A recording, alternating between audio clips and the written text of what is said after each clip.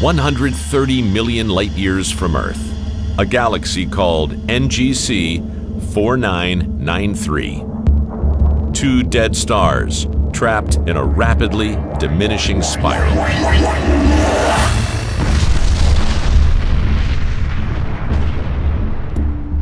It's like listening to the ringing of the cosmos itself, the sound of that collision, if you will, imprinted on the fabric of space and time itself.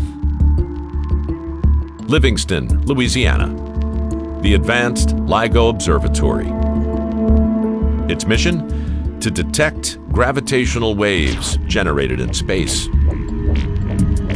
gravitational wave is a distortion of space-time that's caused by usually some kind of very traumatic gravitational event.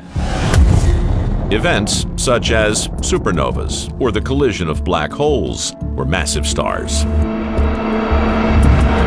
2015, LIGO makes history by detecting gravitational waves for the first time, 100 years after Einstein's prediction. It's the signature of the crash of black holes. It's almost like listening to the sound of a distant car crash that you didn't witness. But you're so clever, and the sound of this car crash is such a unique signature that you are able to use your computers to model exactly the type of cars that must have collided together. Then, in 2017, LIGO picks up a different kind of signal. The unfolding of the August 2017 event was nothing short of extraordinary. So the signal comes in, and the signal is strange. It has a long-lasting signal. It's over 100 seconds. Less than 2 seconds later, a gamma ray telescope detected a flash of gamma rays from that same part of the sky. And very quickly, the world's astronomers know that something is happening. Something's up, it's new, and it's different. This combination of a long gravitational wave signal and a blaze of gamma rays acts as a beacon for astronomers. When they saw this event, they sent out a worldwide alert to astronomers across the globe saying, hey, we saw something interesting, and it came from a particular patch of sky. Then all the chatter started amongst the astronomical community, and everyone's starting pointing their telescopes at this one part of the sky. Within hours, thousands of astronomers and physicists across the globe are frantically collecting data on this mysterious event. There's not just the gravitational waves, there's not just the gamma rays. There's the visible light, there's infrared light, there's ultraviolet light. And all these signals together tell us a story. And this was the very first time we've seen these two multiple messengers at once, gravitational waves and regular light. So that was a groundbreaking moment for astronomy.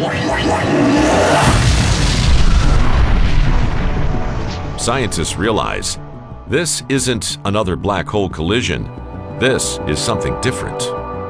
When you see an explosion in the universe, there aren't exactly a lot of candidates. There's not a lot of things in the universe that blow up. But the length of the signal is the smoking gun. The collision of two black holes was quick.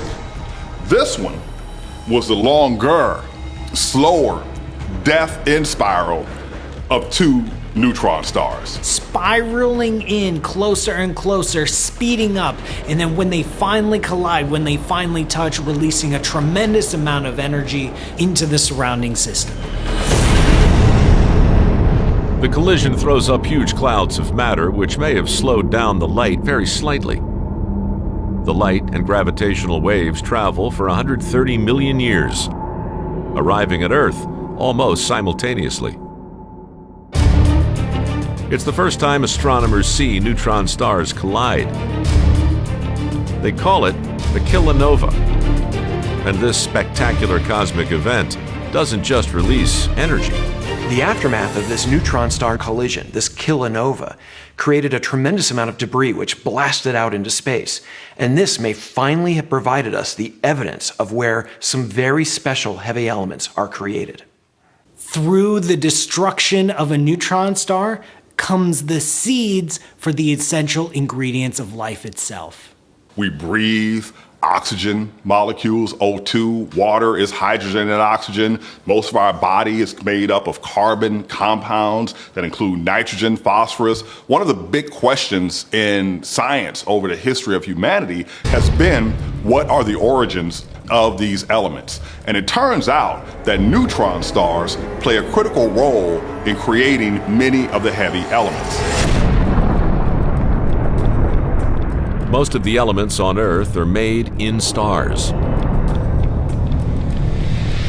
But how the heaviest elements are made has been one of science's longest-running mysteries.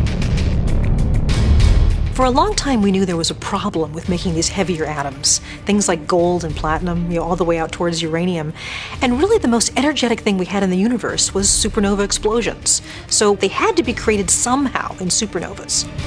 But when scientists ran computer simulations, virtual supernovas failed to forge these oversized atoms. In 2016, astronomer Edo Berger explained a potential solution to the mystery. If you open any one of these books and flip to the page that tells you where gold came from, it will tell you that gold came from supernova explosions.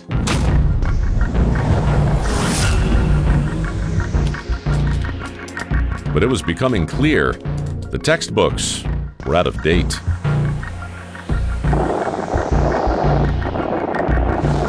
To form heavy elements requires a lot of neutrons. And so another possible theory was that the heaviest elements were produced in the mergers of two neutron stars in a binary system. But at the time, no one had actually seen a neutron star collision. It was difficult to convince the community that this was a potential channel for the production of heavy elements. The proof is to actually see this process happening in the universe. The 2017 kilonova provides the perfect opportunity. It generates thousands of hours of data. Scientists notice a pattern, subtle changes in the color of the kilonova remnants. In space, when you have an event that is very bright, it emits a certain amount of light, and it emits it at certain wavelengths, what we think of as colors. Different colors in a pyrotechnics display indicate the use of different chemicals in fireworks. In the same way, scientists can uncover the elements in the kilonova by the colors in the explosion. As the kilonova turns red, they realize it's the result of newly created heavy elements starting to absorb blue light. As we watched this remnant change, the explosion change in color, expand and cool, we could estimate what sort of elements were being produced. The light from the debris shifts from blue and violet to red and infrared. The color change provides clues about the presence of certain heavy metals.